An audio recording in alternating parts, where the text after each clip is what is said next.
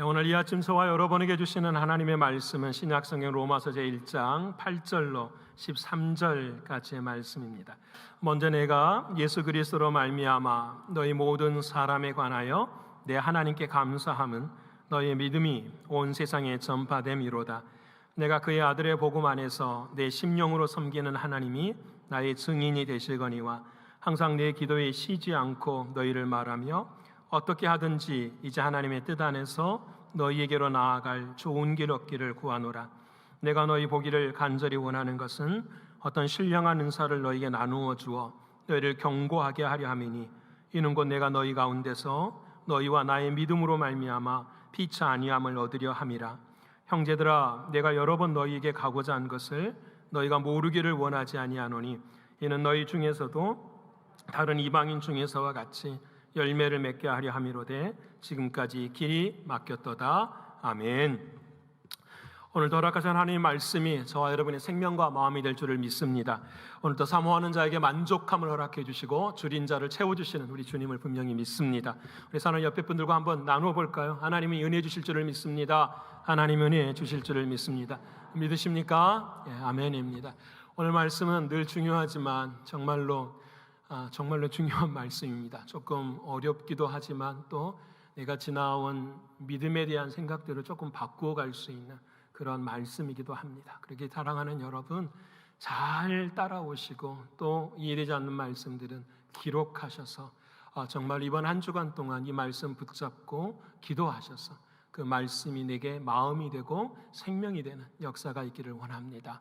여러분, 우리는 지난주에 이런 말씀을 나누었습니다. 지난주 제목 생각나시죠? 뭐였죠, 여러분? 제목은 기억하셔야 돼요. 뭐였을까요? 행동하는 복음이었어요. 주님이 내게 복음을 주셨는데 그 복음은 내 삶 가운데 어떻게 해요? 행동합니다. 복음은 추상적이고 논리적인 것이 아니죠. 복음은 언제나 내 안에 살아계시는 누구시죠? 예수 그리스도. 그래서 지난주에 복음은 예수 그리스도입니다 라는 말씀을 드렸어요. 그래서 복음은 예수 그리스도, 그 부활하신 주님이 오늘 저와 여러분 안에 살아계시기 때문에 그 주님으로 인하여서 우리의 복음은 늘 언제나 행동하게 되어 있습니다 라는 말씀을 나누었어요. 그래서 행동하는 복음이란 믿음과 행함이 언제나 어떻게 해요? 같이 맞물려 가야 합니다 라는 거였어요. 너무너무 중요했었죠. 그래서 이 행동하는 복음을 우리가 함께 나누는데 한 주간 동안 저도 이 말씀을 새벽마다 이제 늘 기도의 제목은 이거였죠. 여러분, 늘 기도의 한 주의 매일의 첫 번째 기도 제목 바로 이거예요. 주일날 하나님께서 복 주시겠다고 약속하신 이 주일날 하나님이 주신 하나님의 말씀을 가슴에 안고 이 말씀대로 한 주를 살아가는 것, 그러게 이것이 늘 기도의 첫 번째 제목이에요. 그래서 행동하는 복음을 저도 한 주일 동안 기도했어요. 하나님, 내 안에 주님이 어떻게 행동하시는 복음으로 살아갈 수 있겠습니까? 근데 시간이 하루 지나가면서 하나님께서는 이렇게 저에게 깨달음을 주시더라고요. 행동하는 복음은 뭐냐면 나의 주권을 포기하는 것이다 라는 거예요. 여러분, 굉장히 중요해요. 나의 주권을 포기하는 거예요. 행동하는 복음은 이 일은 될 것 같은데, 이 일은 내가 하면 이루어질 것 같은데, 내가 이렇게 하면 반드시 열매가 맺혀질 것 같은데 하는 내 마음의 주권을 하나님은 어떻게 해요? 내려놓게 하시는 거예요. 그러면 행동하는 복음은 주권을 내려놓는다라는 것은 목사님 포기하는 거 아닙니까? 라고 이야기할 수 있잖아요. 주님이 다 하실 거예요. 주님이 다 이루실 거예요. 그게 아니더라고요. 내가 주권을 포기할 때에 저는 어떻게 되죠? 더 많이 기도하게 돼요. 내가 하려고 하는 이 힘을 멈출 때에 사랑하는 주님을 더 뭐하게 되죠? 의지하게 되더라는 거예요. 주님을 더 의지하게 되고 주님을 더 많이 어떻게 해요? 사랑하게 되고 하루의 순간 속에서도 하나님, 주님이 하시는 거잖아요. 그러니까 하나님이 도와주셔야 되잖아요. 하나님이 끌어주셔야 되잖아요. 그래서 하나님 앞에 계속 내 마음을 드리기 시작해 가는 것. 그러면서 깨닫게 되고 보게 되는 것이 뭐냐면 주님이 하시는구나라는 거예요. 그래서 결국은 나의 욕심대로 되는 것이 아니라 누구의 의대대로 되는 거죠? 하나님의, 주님의 의대대로. 믿으십니까? 그래서 제 마음이 어떻게 되면 기쁨이 돼요. 아프고 뜻대로 안 될 때 있어요. 기도대로 응답되지 않을 때가 있어요. 그런데 그건 과정인 것을 믿으십니까? 내가 주님을 의지하고 내가 주님을 사랑하고 내가 주님을 더 의지하면은 반드시 협력하여 선을 이루시는 하나님인 걸 믿으십니까? 이렇게 아멘 소리가 약해요. 그렇죠? 큰일 났어요. 여러분, 반드시 이루시는 하나님인 걸 믿으십니까? 아멘 하면 돈 안 들잖아요. 그렇죠? 아멘, 오늘 또 기도하시는 안주사님 그랬잖아요. 애하자고. 예수 안에서 애하는 것. 아멘.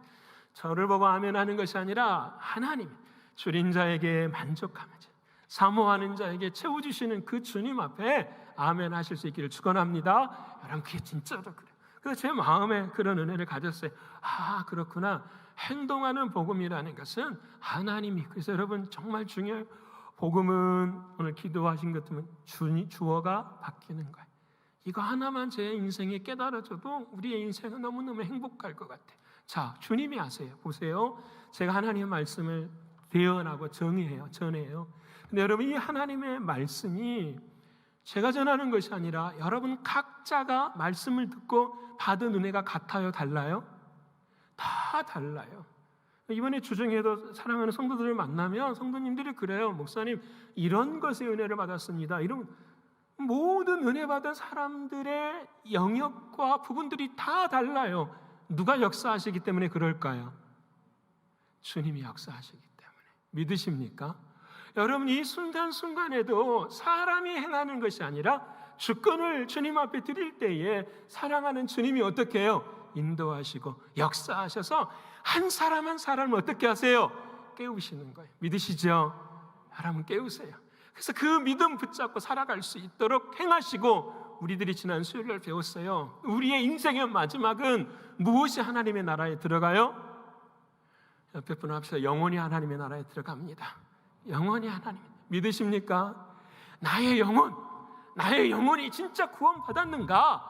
나의 영혼이 진짜 스데반처럼, 예수님처럼 마지막 때에 주여, 아버지여, 나의 영혼을 받아 주시옵소서 할 수 있는 믿음의 고백이 진짜 있는지. 그 영혼은 나의 행위로 깨끗해질 수 없고 나의 삶으로 깨끗해질 수 없고, 나의 영혼은 오직 무엇으로요? 예수의 피로. 오늘 찬양해 주셨어요. 만세반석이 열려요. 표현은 너무너무 좋아요. 만세반석이 열린다는, 만세반석이 찢어진 거예요. 만세반석이 깨진 거예요. 만세반석이 되시는 예수 그리스도가 몸이 피 흘리고 짝짝 찢어져서 그 안에 저와 여러분이 어떻게 해요? 들어가 있는 거예요. 그 안에 영혼이 우리가 스며들어 있는 거예요.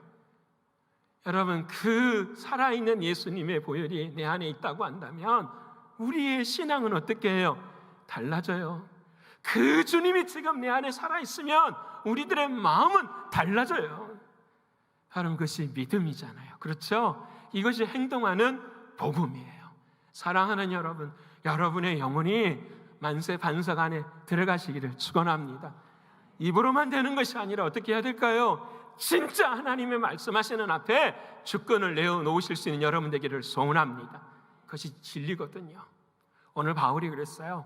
하나님, 나 로마에 정말 가고 싶어요. 사랑하는 로마의 교우들이 핍박받고 환난 가운데 있고 너무 힘들어요. 한 번도 로마를 가본 적이 없잖아요. 바울이 자기 없는데도 복음 듣고 와서 교회를 세웠는데, 그 교회가 그 핍박 앞에서 복음을 잃어가는 자리에 서는 모습들이 드러나기 시작을 하는 거예요. 그래서 바울이 기도하는 거예요. 하나님, 나 정말 로마에 가고 싶어요. 근데 하나님께서 어떻게 해요? 마음을 막으시는 거예요. 길을 막으시는 거예요.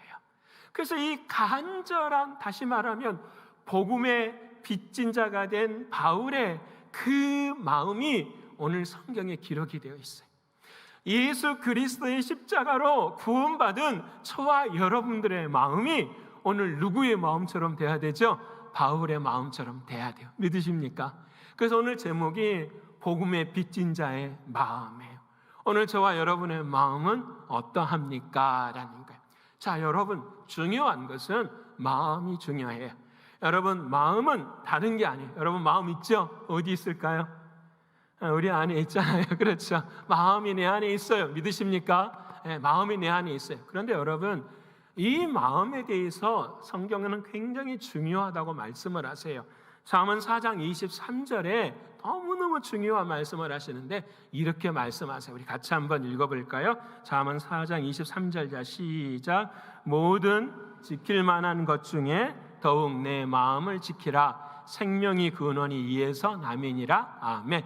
여러분 다 아시는 말씀이죠? 근데 이 말씀 같이 놓고 분석해 보십시다. 이 세상을 살아가는데 지켜야 될 것들이 너무 많아요.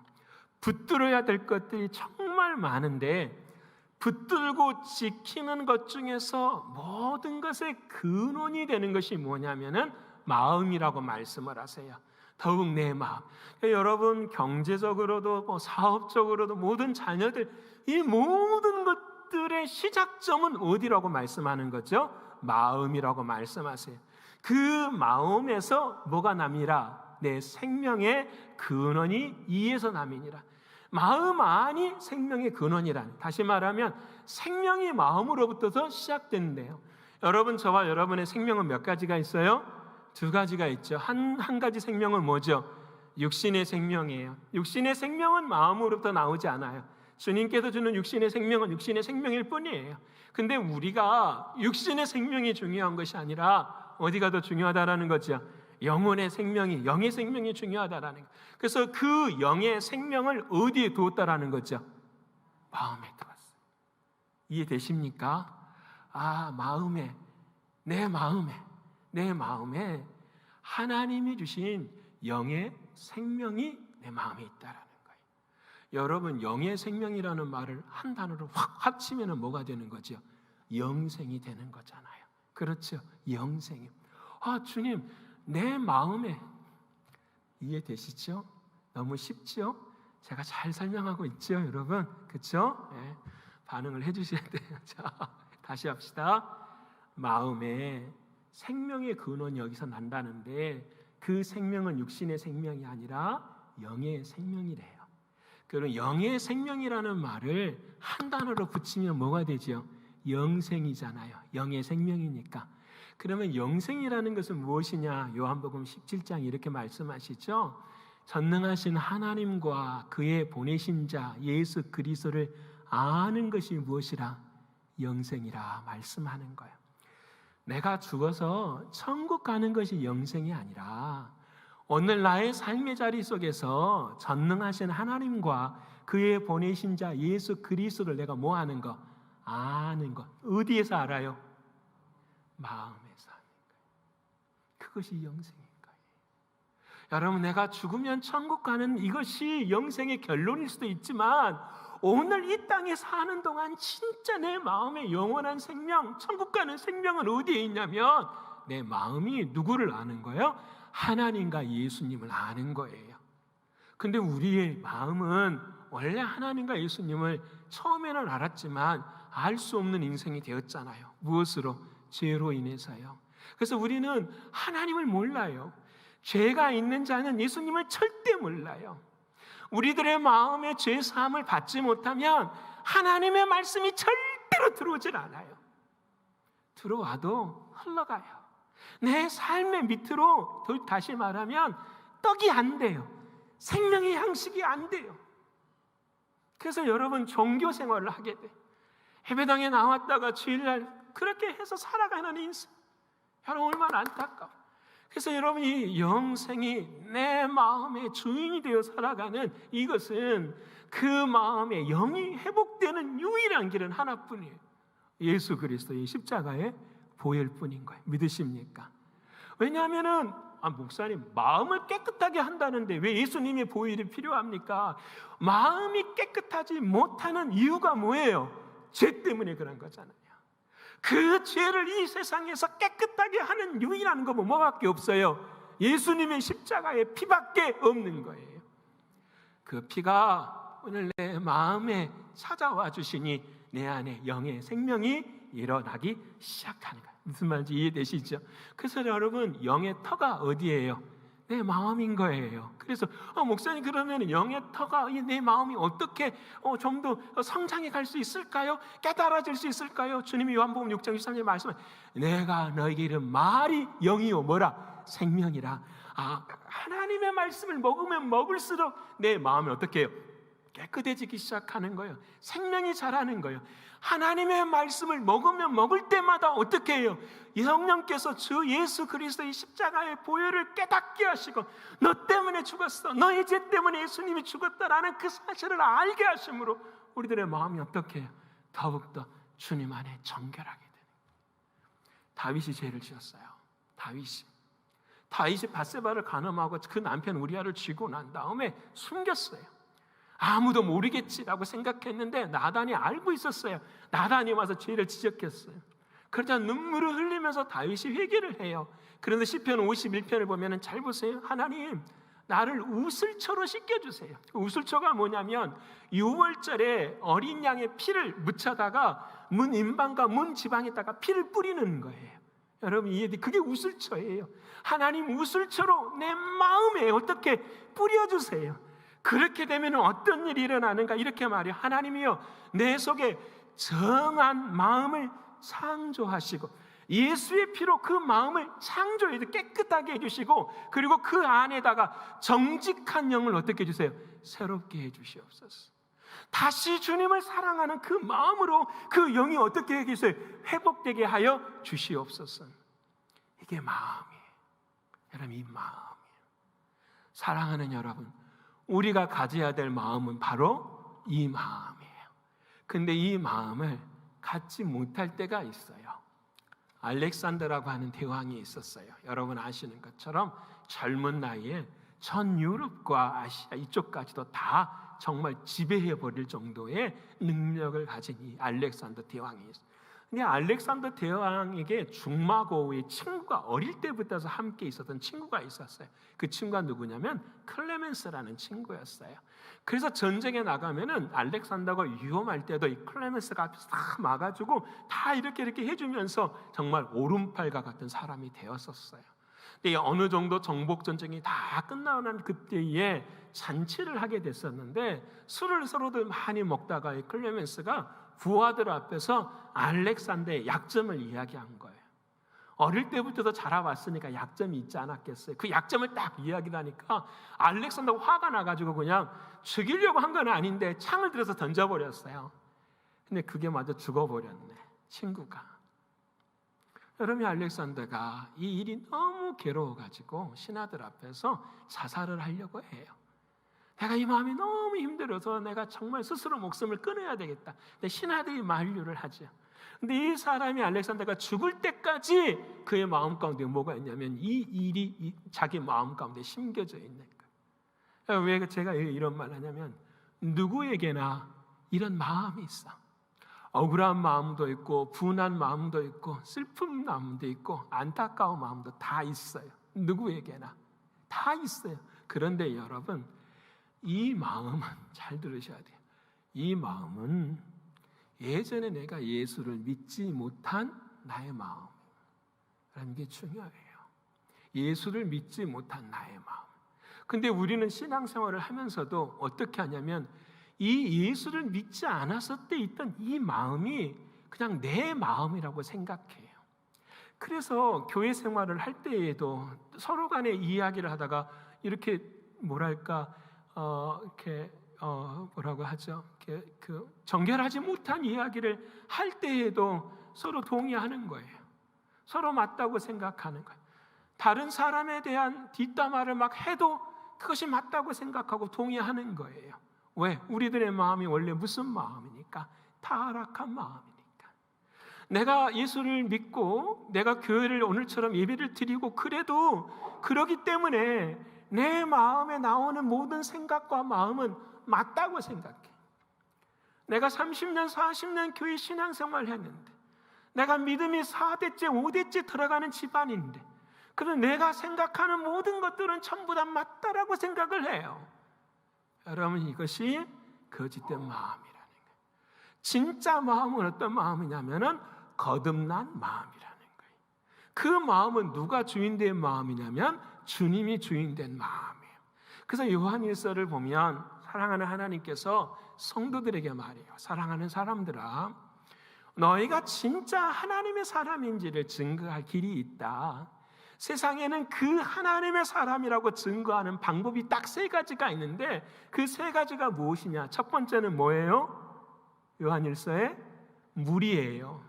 두 번째는 뭐예요? 피예요. 세 번째는 성령이에요. 우리의 마음이, 우리의 감정이, 우리의 생각이 첫 번째 나올 때 어디를 통과해야 돼요? 물을 통과해야 돼요. 세례예요. 내가 정말로 죄인인 내 사실을 정말로 아는지 깨닫는지, 이것입니다. 내가 말하고 생각하는 이것이 정말로 맞은 것인지 잘못된 것인지를 어떻게 해요? 물어야 된다라는 거예요. 두 번째는 피를 통과해야 돼요. 누구의 피요? 예수의 피로. 내가 예수님 때문에 이렇게 정결함을 받았는데 이 마음이 진짜 맞는 것인가? 물어야 된다라는 거예요. 세 번째는 그 앞에서 누가 인증을 해줘요? 성령께서. 그래, 이 마음이 맞아. 이것은 아니야. 이것은 하지 않아야지. 그래서 여러분, 해야 하지 않을 말을 안 하는 것이, 당연히 믿음으로 해야 할 말을 할 수 있는 자리에까지 이르게 되는 것, 이게 성령 하나님의 역사예요. 여러분, 이것이 우리들의 마음 가운데 없으니 우리들의 삶의 신앙은 내가 감정이 돼서, 내가 주인이 돼서 하는 대로 걸어가는 거예요. 여러분, 우리의 지나온 세월 한번 돌아보십시다. 나의 과거의 시절에 했던 것들이 다 맞나요? 내가 섬기고 봉사했던 그 모든 것들이 다 맞게 하시는 건가요? 우리는 알 수 없죠.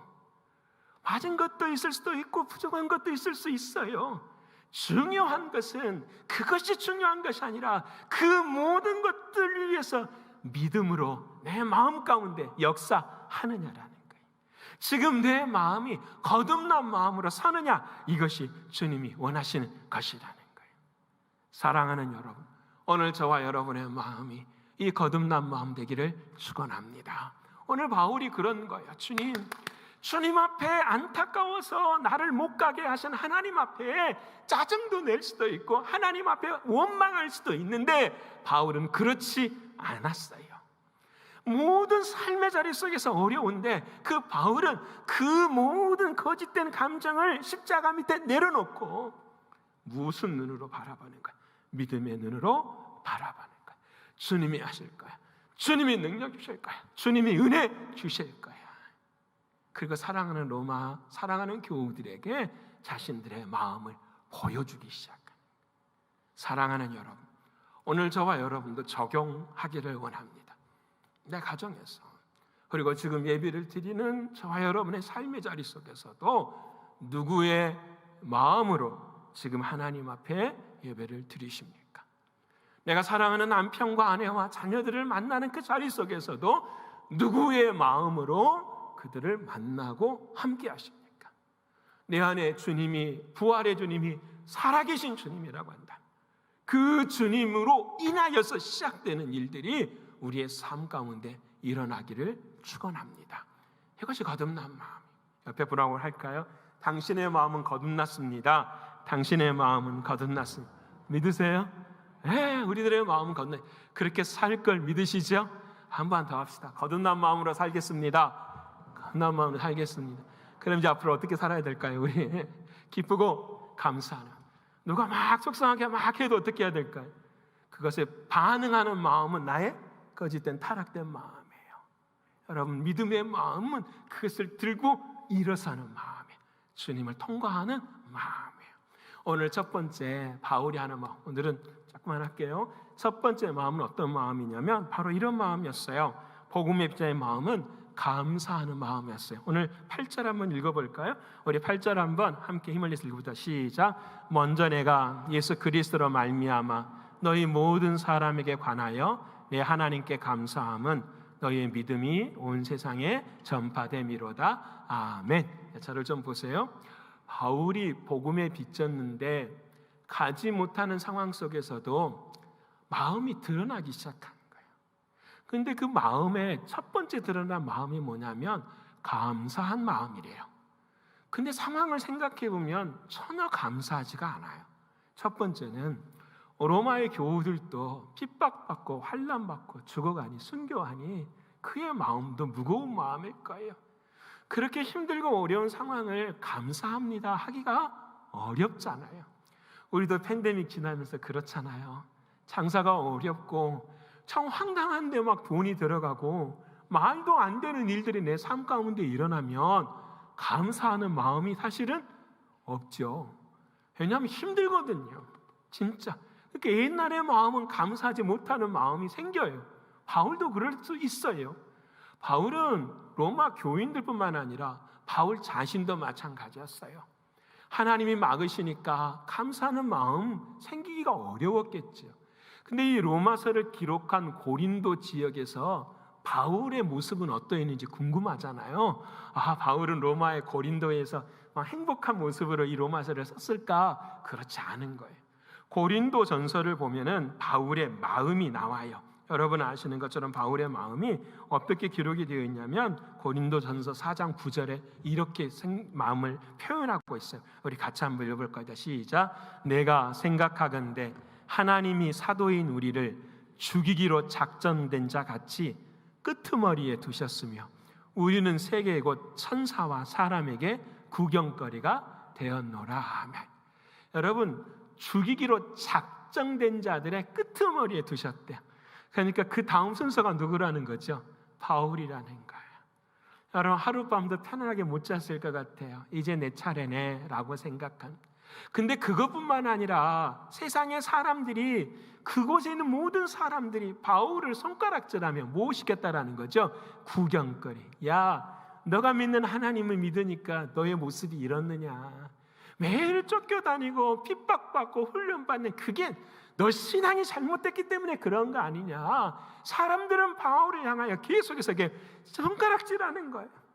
여러분, 성경은 안 나왔지만 얼마나 울었을까 모르겠어요. 저는 바울이 얼마나 힘들었겠어요.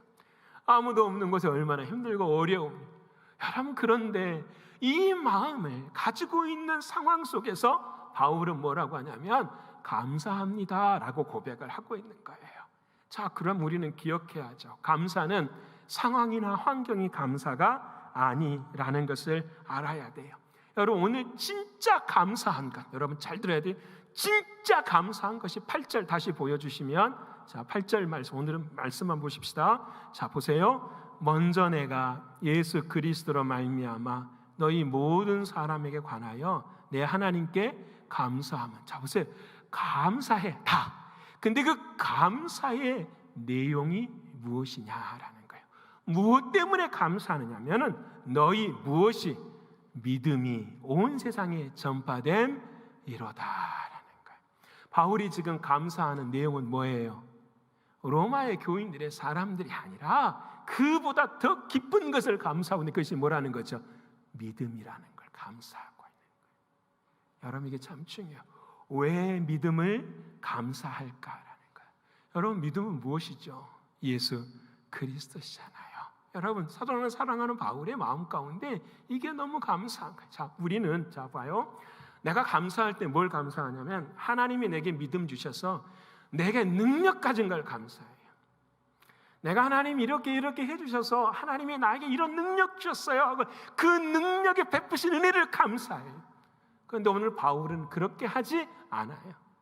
내가 진짜 감사한데 그 감사의 내용이 무엇이냐면 믿음이 전파된 것에 뭐한다? 감사하다라는 거예요. 자, 그쪽으로 들어가 보십시다.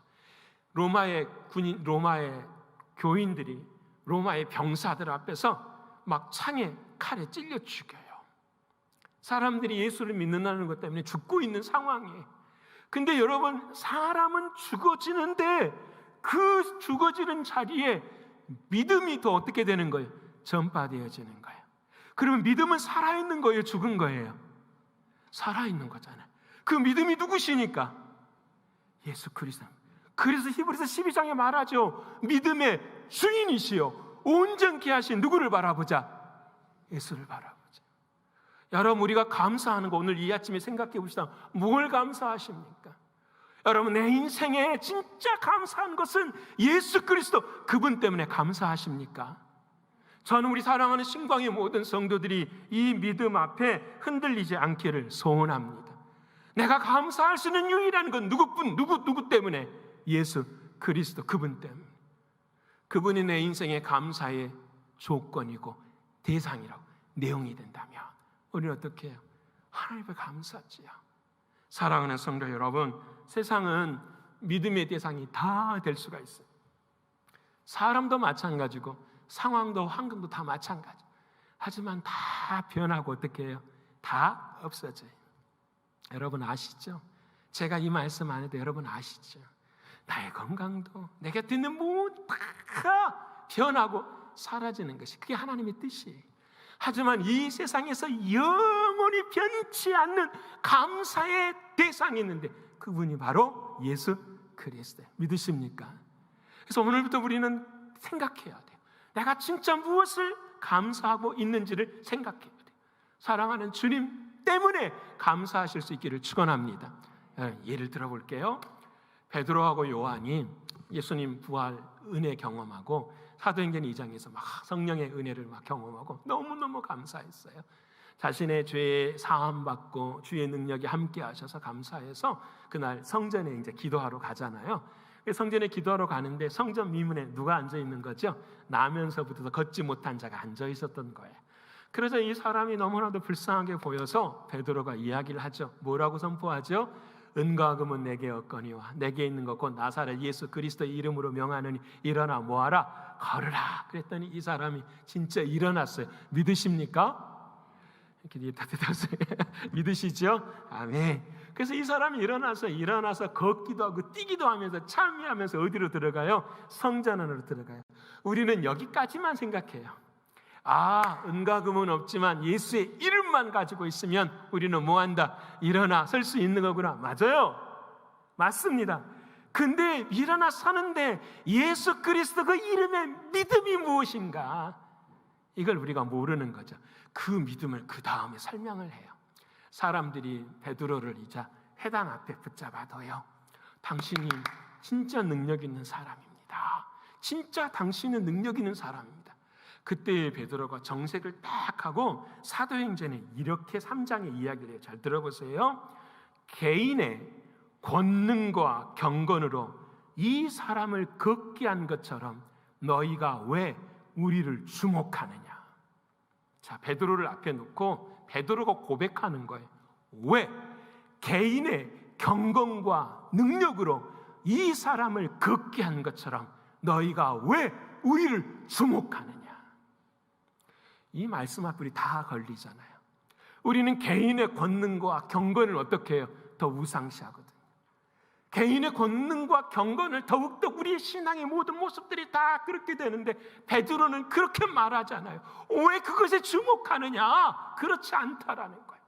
우리가 진짜 주목해야 될 건 뭐냐? 사도행전 3장 16절 바로 그 다음 절에 나와요. 우리 같이 한번 읽어볼 거죠. 시작. 그 이름을 믿음으로 그 이름이 너희가 보고 아느니 사람을 성하게 하였나니 예수로 말미암아 난 믿음이 너희 모든 사람 앞에서 이같이 완전히 낫게 하였느니라. 아멘. 이 사람을 낫게 한 건 뭐라고 말해요? 베드로가 자기의 개인이나 권능이나 능력이 아니라 무엇이라? 예수로 말미암아 난 믿음이에요. 잘 설명해요. 나에게 믿음이 있는데 그 믿음의 주인이 누구시라는 거예요. 근데 우리는 이걸 바꾸어 생각해요. 내 안에 믿음이 강하니까 나의 믿음을 통해서 이 일들이 일어난다고 생각하는 거예요. 근데 베드로는 아니라는 거예요. 나에게 있는 믿음은 나로부터 일어나는 것이 아니라 누구로부터서? 예수로 말미암는 믿음이라는 게 내 안에 살아계시는 주님, 부활의 주님, 역사하시는 주님, 그 주님이면 된다라는 거예요. 여러분, 이것이 우리에게 말씀하시는 믿음이고 그 믿음에 대해서 바울은 뭐하고 있는 거예요? 감사하고 있는 거예요. 믿음이 전파되더라. 그래서 바울은 이런 말이죠. 오 주님 감사합니다. 나에게 들려지는 말씀, 나에게 들려지는 이 믿음이 진리군요. 내가 지금 세상의 구경거리가 되고 죽음 앞에 끄트머리에 자있는 나의 인생일지라도 내가 말하고 선포하고 네 복음이 하나님 앞에서 무엇이냐? 진실이군요. 세상 것들은 다 쓰러지고 없어지잖아요. 세상 것들은 다 사라지잖아요. 세상에서 다 죽여버리려고 하는 그 믿음이 살아 움직여 전파되고 하나님의 나라가 확장되어집니다. 그래서 이 믿음에 초점을 두고 있는 거예요. 사랑하는 여러분, 오늘 저와 여러분 한번 좀 돌아보기를 원합니다.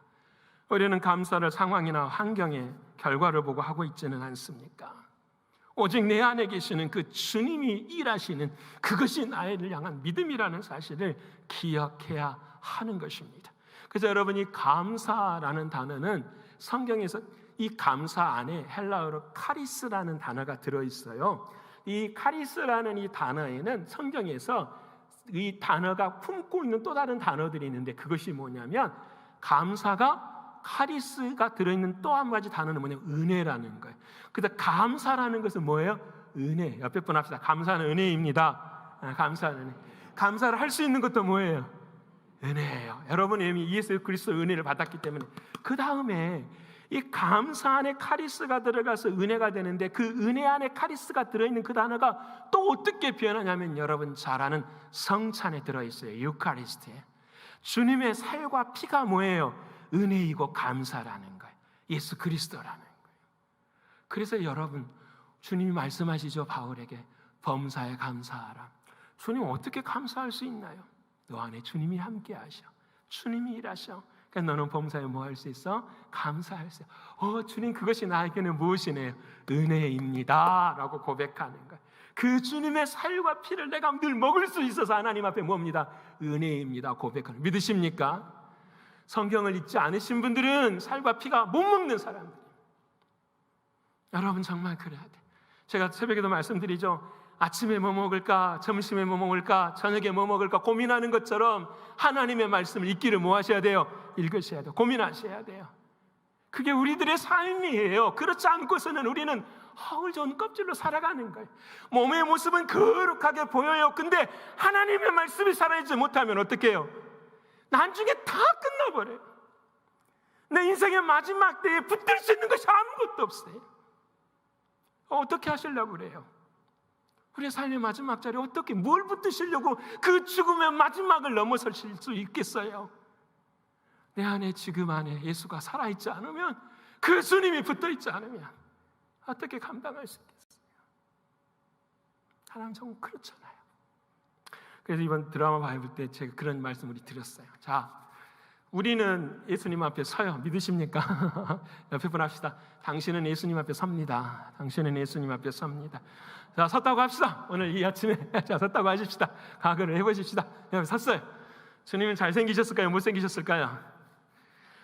저는 모르겠습니다. 아마 육신의 모습도 보여주시겠죠. 근데 아마 제가 생각할 때는 이 땅에 그 사진으로 나온 얼굴은 아닐 거예요. 왜 그런지 아시죠? 이 땅에 사진으로 나온 얼굴은 절대 아닐 거예요. 예수님의 얼굴은. 저는 그건 확신합니다. 왜냐하면 그 똑같은 사진의 얼굴을 봤으면 다른 사람들은 그 사진이 아니라면 어떻게 할까요? 다른 사진의 얼굴이네. 이건 비교가 될 수가 없는 거죠. 이해되십니까? 무슨 말씀인지? 그렇게 됩니다. 자, 일단 섰어요. 근데 요한계시록을 보면은 우리가 딱 서는 그 순간에 짜자잔 하고 책이 두 권이 딱 나와요. 한쪽에는 어떤 책이 나오죠? 행위에 관한 책이 딱 나와요. 저와 여러분, 이 생에 사는 동안에 태어날 때부터 어머니 뱃속에서부터 있었던 모든 행위의 것들이 다 기록이 돼요. 믿으십니까? 여러분 다 기록이 되어 있어요. 전부 다 두렵고 떨리죠. 그래서 저는 참 감사할 때가 있어요. 기도하다 보면 과거에 지은 죄들이 생각날 때가 있어요. 초등학교 때 지은 죄들이 생각나기도 하고요. 중학교 때 지은 죄들, 미처 회개하지 못한 죄들이 생각날 때가 있어요. 너무너무 감사해요. 하나님, 제가 어릴 때 이렇게 죄를 지었던 적이 있군요. 하나님 그때 회개하고 하나님 앞에 여러분 우리 모든 행위 죄가 다 그렇게 있어요. 그래서 우리는 전부 다 행위에 따라 뭘 받아요? 심판을 받아요. 저와 여러분은 한 사람도 살 수 있는 사람이 있을까요? 없을까요? 없어요. 저와 여러분. 근데 그 옆에 한 책이 짜잔 하고 나와요. 그 책이 무슨 책이에요? 생명책이에요. 그 생명책에는 뭐가 기록이 되어 있을까요? 저와 여러분의 이름이 기록된 걸 믿으십니까? 말씀대로 기록이 되어 있어요. 예를 들어 봅시다. 강주호, 너는 인생을 살아가면서 수억 가지 죄를 지었구나. 그런데 하나님께 너의 죄는 지옥이야. 그런데 딱 오른쪽에 책을 보니까 그 앞에 뭐가 기록이 되어 있어요? 생명책에 내 이름이 딱 기록이 되어 있어요. 그 순간 그 모든 죄들을 누가 없애버리시죠? 사랑하는 주님, 믿으십니까? 제가 요즘 TV를 하나 본 게 있었는데, 제가 이런 대화 프로그램을 굉장히 좋아하는데, 한국의 아주 젊은 변호사인데요. 나이가 제 또래나 된 것 같아요. 근데 이 사람이 한국에서 굉장히 유명한 변호사인데 월세를 내지를 못해요. 왜냐하면 무료 변로만 하니까. 무료 변로만 하는데 어떤 사람을 변론하냐면은 억울하게 형받아서 살고 있는 재심 전문 변호사인 거예요. 내가 죄가 아닌데, 내가 안 죽였는데 어떻게 그냥 모든 게 짜맞춰서 가다가 자기가 뭐가 받은 죄의 형벌을 받은 거예요. 감옥 안에서 나는 억울합니다 계속 이야기도 누가 알아주는 사람이 없잖아요. 대부분의 그런 사람들은 뭣도 가지고 있지 않아요. 돈도 없어요. 그래서 변호사를 살 수도 없는데 이 사람이 어떻게 해요? 그 일을 감당을 해요. 그래서 최초로 우리나라에서 정부 기관이 잘못한 것을 재심해서 뒤엎는 것은 종종 있어요. 과거사위원회를 통해서 있어요. 그런데 개인이 검찰이나 정부를 향해서 재심을 해서 다시 원점으로 돌린 것은 이 사람이 처음 하는 일이에요. 근데 이 사람이 하는 별명이 뭐냐면 재심 전문 변호사예요. 제가 그걸 보면서 하나님이 나에게도 재심을 베풀어 주셨구나. 원심은 뭐예요? 넌 죄인이야. 근데 하나님께서 사랑하는 예수님으로 인해서 나를 뭘 해주신 거예요? 다시 재심을 받게 해주신 거예요. 나는 아무것도 들어보세요. 아무것도 한 게 없는데 예수의 피로 모든 것이 사해졌어요. 자, 제가 말씀드린 건 이거예요. 뭐가 중요하냐면 내가 생명책에 기록된 나의 이름은 나의 행위로일까요? 하나님은 주님의 은혜일까요? 옆에 분 앞에 주님의 은혜입니다. 나는 몰라요. 왜 하나님이 참새에 나를 택했는지, 왜 하나님이 저와 여러분을 이 신광교회 이 8월 첫째 주 예배께 하시는지, 왜 힘들고 어려울 때마다 눈물로 기도하게 하시고 주님을 더 사랑하게 하시는지 우리는 몰라요. 근데 여러분, 그 모르는 그 모든 것들이 마지막 날에 내 인생에 뭐가 되는 거죠? 은혜로 되어 있다라는 거예요. 은혜로.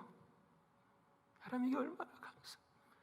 여러분, 저와 여러분이 은혜로 생명책에 기록되어 있다면 주님 어떻게 사랑하시고 살아야 될까요? 여러분, 은혜라면 내가 은혜로 내가 생명책에 기록돼서 하나님의 말씀을 들을 수 있다면 어떻게 살아야 될까요? 그 주님 앞에 감사, 주님 앞에 사랑, 주님 앞에 내 삶의 모든 것들을 어떻게 해요? 저는 다 드릴 수 있어야 돼요. 여러분, 그때 삶의 은총을 우리들의 삶 가운데 이루어지기 시작하는 거예요. 여러분, 이게 진짜 사랑하는 성도 여러분, 우리는 모두가 이 은혜 속에서 감사할 수 있는 저와 여러분 되시기를 축원합니다. 그래서 첫 번째 바울의 이야기는 뭐예요?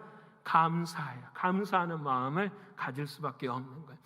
조금 시간이 가더라도 두 번째까지만 하십시다. 두 번째, 복음의 빚진 자의 마음은 오늘 본문의 9절의 말씀이에요. 우리 9절의 말씀 읽어보시고 여러분들이 찾아보세요. 어떤 마음을 가졌는지. 자, 시작. 내가 그의 아들의 나의 증인이 되시거니와 항상 내 기도에 쉬지 않고 너희를 말하며. 자, 보세요. 바울이 하나님 감사해요. 하나님 믿음에 대해서 감사해요. 근데 그 믿음을 주신 하나님께 감사해요. 이렇게 말씀을 했어요. 그런데 하나님 앞에 감사하는데 하나님, 이제는 이 감사한 은혜가 그들에게도 전해졌으면 정말로 좋겠습니다 라는 거예요. 근데 그들에게 전해주면 좋겠는데 어떻게 해야 하지요? 라는 질문을 할 수가 있어요. 자, 우리도 그러잖아요. 하나님 감사해요. 하나님 우리 교인 만들어주셔서 함께 사랑하기 위해서 감사해요. 근데 우리 어떻게 해야 하지요? 이제 물을 때에 오늘 9절에 내가 하나님이 나에게 증인이 되시는데 뭐가 증인이 되시냐면 쉬지 말고 뭐하게 하신다? 기도하게 하신다라는 거. 믿으십니까? 여러분, 이게 중요한 거예요. 사도 바울은 로마의 형제들에게 다른 것에 힘과 능력이 되는 것을 바라지 않는 거예요. 내가 가서 위로를 해주고 내가 가서 보듬어주고 사랑해주는 것보다 더 중요하고 더 능력 있는 것이 무엇이냐면 바로 뭐예요? 기도하는 거라. 믿으십니까? 난 우리 신광의 교우들이 우리 저와 여러분의 삶이 그랬으면 좋겠어요. 우리가 서로 얼굴 보지 않아도 어느 자리에 있으면 저 사람이 나를 위해 기도해 주는가가 느껴지는 저와 여러분 신앙이 되기를 축원합니다. 여러분, 그런 사람이 있어야 되지 않아요? 교회 안에서 저분은 나를 위해, 나는 기도 못해도 저분은 나를 위해 아침마다 기도해 줄 거야. 저분은 내 가정을 위해 기도해 줄 거야. 내 자녀를 위해 기도해 줄 거야. 그런 사람이 있어야 되지 않나요? 여러분, 진짜 그래야 되지 않나요? 그렇게 사도 바울의 마음에 정말 그들과 가까이 가고 싶은데 뭐가 있냐면 시간이, 공간이 한계가 있는 거예요. 이 참 중요한 고백이에요. 나의 삶의 모든 것들은 한계를 다 가지고 있어요. 시간에 대한 한계도 있고 공간에 대한 한계도 있어서 내 사랑하는 사람이 죽으면은 그 시간의 한계 때문에 눈물 지어요. 왜 내가 더 많이 사랑하지 못했을까? 왜 내가 이렇게밖에 살 수 없었을까? 우리의 인생에 대해서도 안타까워 여길 때가 많잖아요. 그래서 우리는 이 시간과 공간의 한계 안에 늘 살아가요. 근데 이 시간과 공간 속에 발생하는 모든 문제들을 해결하고 이끌어주시는 능력의 길이 있는데 그것이 뭐라는 거죠? 기도라는 거예요. 믿으십니까? 기도는 시간을 넘어가요. 기도는 공간을 넘어가요. 내가 지금 이 자리에서 누군가를 위해 기도하면 시간과 공간을 넘어서서 하나님의 역사가 일어나는 거예요. 이게 뭐예요? 믿음인 거예요. 그래서 여러분, 중보의 기도를 하는 사람은 믿음 있는 사람들이, 내가 저 사람을 위해서 기도할 수 있는 것은 시간과 공간을 뛰어넘어서서 역사하시는 하나님을 믿는 거예요. 그래서 여러분, 기도하지 않으면 그 사람은 신앙이 있다 저는 말하기 어려워요. 우리 교회 일꾼들은 여러분 일을 잘해서가 아니에요. 기도하는 자리에 머물러야 돼요. 누가 일하시니까? 주님이 일하세요. 교회의 주인은 주님인 걸 믿으십니까? 교회의 주인은 주님이셔야만 돼요. 오직 한 가지, 기도하는 사람들 통해서. 여러분들의 기도의 능력은 시간과 공간을 넘어서, 사도 바울은 이걸 알고 있었어요. 그래서 내가 이 고린도에서 눈물로 기도하더라도 사랑하는 하나님은 그 기도의 은혜를 베풀어 주셔서 로마에 사랑하는 성도들에게 뭘 주실 것이다? 위로를 주실 것입니다라는 사실을 확신하게 됐어요. 여러분, 오늘 저와 여러분의 마음에도 복음의 빚진 자의 마음은 바로 이와 같은 마음이 되는 거예요. 자, 그러면 목사님, 어떻게 하면 그 은혜가 전파될 수 있을까요? 자, 저와 여러분 보십시다. 여러분 기도하시죠? 기도를 10분, 20분, 30분, 40분 이렇게 한다고 생각하십시다. 기도의 끝에는 어떤 마음이 드세요? 자, 여러분에게 한번 물어볼게요. 제 마음이 정답은 아니에요. 근데 저 경험상 그렇더라고요. 기도의 끝은, 기도가 다 어느 정도 마무리 지어지면 주님이 주시는, 여러분 보세요, 기도하게 되면 기도는 성령께서 역사하시는 거잖아요. 구하고 찾으라 두드리라 너희에게 주시지 않겠느냐, 성령을 주시지 않겠느냐. 그 성령을 통해서 제 마음 가운데 역사가 일어나죠. 그래서 여러분, 기도하는 사람이 성령 충만한 사람이에요. 믿어지십니까? 기도하는, 쓸데없는 곳에 이런 거 은사 받는 것이 아니라 기도하는 사람이 성령 충만한 거예요. 그 기도의 성령 충만의 은혜의 역사가 우리들의 마음 가운데 임하는 그때에 그 영이 아까 제가 말한 첫 마음과 하나가 되는 거예요.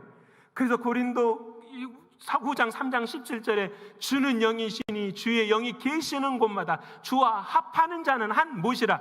영이 되는 거예요. 기도하고 끝에는 딱 누구만 남아요? 예수님만 남아요. 예수님 감사합니다. 예수님 고맙습니다. 여러분, 기도의 끝에는 말할 수 없는 하나님의 그 은혜가 막 우리들의 마음 가운데 임하는데 그 마음에 임하는 주어는 누구시라는 거죠? 예수 그리스도. 그분의 충만함이 우리의 마음 가운데 채워져요. 그때 뭐라고 고백하죠? 감사합니다. 고맙습니다. 그리고 자리에 일어나셔서 어떻게 해요? 들들 털고 일어나서 가시는. 여러분이 기도예요. 여러분, 그래서 기도는 딱 한 가지예요. 하나님이 원하시는 그 자리. 그래서 여러분 보세요. 오늘 바울이 이제 기도는 시간과 공간을 넘어서서 역사하시는데, 그러면 바울은 기도의 내용이 무엇이었는가? 여기까지만 하고 마칩시다. 기도의 내용이 무엇이었는가? 11절 말씀 한번 읽어보십시다. 자, 시작. 내가 너희 보기를 간절히 원하는 것은 어떤 신령한 은사를 너희에게 나누어 주어 너희를 경고하게 하려 함이니. 아멘. 너희를 경고하게 하고 싶다. 근데 나는 여기서 뭐 한다? 기도한다. 근데 하나님께서 이 기도를 통해서 너희에게 무엇을 주기를 원하냐면은 어떤 신령한 은사, some spiritual gift, 어떤 스페셜한 그런 은사를 주기를 원한다라고 말씀을 하시는 거예요. 자, 그래서 여기에 큰 고민이 많아요. 은사 그러면 수없이 많은 것들이 있는데, 아니 바울이 원하는 은사는 뭘까? 여러분, 이게 중요하잖아요, 그렇죠? 근데 여러분 잘 생각하셔야 돼요. 이 성경의 질문에 대한 답은 어디에 항상 나와 있을까요? 성경에 나와 있어요. 하나님의 바울은 무엇을 주기를 원하는가? 그 신령한 은사라는 것은 무엇인가? 15절에 바로 그 다음 절에 답이 나와 있어요. 우리 같이 한번 읽어보자. 시작. 그러므로 나는 할 수 있는 대로 로마에 있는 너희에게도 뭐 주기를 원하는 거죠? 신령한 은사가 뭐라는 거죠? 복음이요. 믿으십니까? 그 복음이 누구예요? 예수 그리스도예요. 그 예수 그리스도가 흔들리지 않는 너희의 믿음, 너희의 삶이 되기를 원한다라는 거예요. 우리는 신령하다 그러면 신비한 것들 이야기해요. 예언하고 방언하고 치유하고. 여러분, 지금 바울이 그런 기도하는 거 아니잖아요. 너에게 신령한 은사를 줘서 내가 로마에 가면은 치유 집회할 거야, 은사 집회할 거야, 그런 말 하는 게 아니잖아요. 왜 그렇습니까? 우리가 잘 아는 것처럼 복음은 말로만 임하는 것이 아니라 성령의 능력과 큰 확신으로 임하는 거잖아요. 그 복음으로부터 시작된 하나님의 말씀이 되는 거예요. 사랑하는 여러분, 오늘 저와 여러분의 마음 가운데 바로 그거예요. 오 주여, 사랑하는 바울은 기도를 통해서 로마 사람들이 승리하기를 원하는데 그 승리하는 방법이 딱 한 가지, 복음으로 승리하기를 원하는 거예요. 여러분, 이게 정말 재밌어요. 다른 신령한 은사를 다른 것으로 하면은 여러분, 사람이 높아져요. 바울의 모습이 높아져요. 이런 걸 뭐라고 하죠? 개인의 숭고화, 이것을 개인의 영웅주의, 또 이것을 개인의 메시아주의라고 이야기해요. 여러분, 우리의 신앙이 그럴 때가 많다라는 거예요. 하지만 오늘 바울은 기도하는데 어떤 능력보다 더 큰 은혜를 사모하는데 그것이 무엇이냐면 복음, 예수 그리스도 그분이시기를 바라는 거예요. 그래서 그 주님이 내 안에서 흔들리지 않고 그 주님이 나의 삶을 이루기를 원하시는 거예요. 여러분, 어떻게 하면 가능할까요? 기도하면 돼요. 기도는 나를 무너뜨리는 것이 기도예요. 기도는 나는 무너지고 누가 세워지는 거죠? 주님이 하세요. 믿으십니까? 그래서 저도 기도할 때 그래요. 주님이 하세요. 최선을 다해 기도해요. 마지막에는 주님이 하십시오. 주님 일입니다. 여러분도 마찬가지예요. 기도는 나는 무너지고 누가 세워지는 거예요? 주님이 세워. 믿으십니까? 이게 기도거든요. 사랑하는 여러분, 이게 믿음이에요. 어떤 믿음? 예수 안에 있는 믿음인 거예요. 여러분, 이제 말씀 마치고자 합니다. 세 번째 걸 못했는데 말씀 마치고자 해요. 여러분 잘 아시는 한 사람이 있어요. 찬송가 가사를 지은 사람인데, 이 사람은 1차 세계대전 때 아들이 자기가 그 전쟁에 참여하기를 원하는 사람이었어요. 아빠가 너무 힘들고 어려워서, 야 아들아, 왜 이렇게 세계대전 나가야만 되냐? 나가야죠. 그래서 아들이 아빠 앞에 섰어요. 그리고 아빠한테 이야기를 한 거예요. 아빠, 오늘 보는 게 우리 마지막일지 모르잖아요. 이렇게 말하는 거예요. 마지막일 수 있다고 한다면 아빠, 천국의 문 앞에서 아빠를 내가 볼 거야. 이렇게 이야기를 하는 거예요. 한 사람의 인생의 만남이라든지 인생의 마지막에 그 마지막으로 끝나는 것이 아니라 또 다른 소망이 있어서 그 소망 앞에 서서 다시 죄를 약속할 수 있다고 한다면 우리는 이거 붙들어야 되지 않을까요? 여러분, 그 길을 주신 분이 누구세요? 사랑하는 주님이시잖아요. 그 주님의 마음이 우리의 마음이 될 때에 우리는 승리하게 될 줄을 믿습니다. 그래서 이 아빠가 그 말을 듣고 기록한 말씀이 바로 그거예요. 우리가 이따가 부를 찬송, 주님의 마음을 본받는 자. 무슨 말인지 아시겠죠? 주님이 계시고 마음이 있는 것이 아니라 주님, 당신이 내 마음이 되게 하여 주시옵소서. 여러분, 이 은혜로 이번 한 주간에도 주여, 복음에 빚진 자는 감사한 마음입니다. 복음에 빚진 자는 기도하는 마음입니다. 이 두 가지 붙들고 승리하시는 저와 여러분의 신앙 되시기를 축원합니다. 기도하겠습니다. 고마우신 아버지 하나님, 감사합니다. 거듭난 마음으로 서게 해주시고 정말로 주님이 주인된 마음으로 설 수 있는 우리의 신앙이 되게 하여 주시옵소서. 아버지 하나님, 복음에 비친 자는 감사하는 마음이라고 말씀하셨사오니 감사하는 마음으로 서게 하시되 다른 것에 감사하는 것이 아니라 믿음에 감사하시고 예수 그리스도에게 감사할 수 있는 우리 모두가 되게 하여 주시옵소서. 복음에 비친 자는 기도하는 마음을 갖는 자라고 말씀하셨사오니 아버지 하나님, 이번 한 주간에도 기도할 수 있도록 하나님 도와주셔서 주님과 합한 영으로 시간과 공간을 초월해 살아갈 수 있도록 도와주시고 오직 주님이 허락하신 신령한 은사가 되시는 예수 그리스도, 우리 주님만 붙들고 살아가는 우리의 신앙이 되게 하여 주시옵소서. 주님이 주인 되어줄 때 잘 될 줄을 믿습니다. 주님이 은혜 주실 줄을 믿습니다. 이번 한 주간도 승리하게 하여 주시옵소서. 믿고 감사를 올려드리며 사랑이 많으신 예수 그리스도의 이름으로 감사하며 기도 올리옵나이다. 아멘.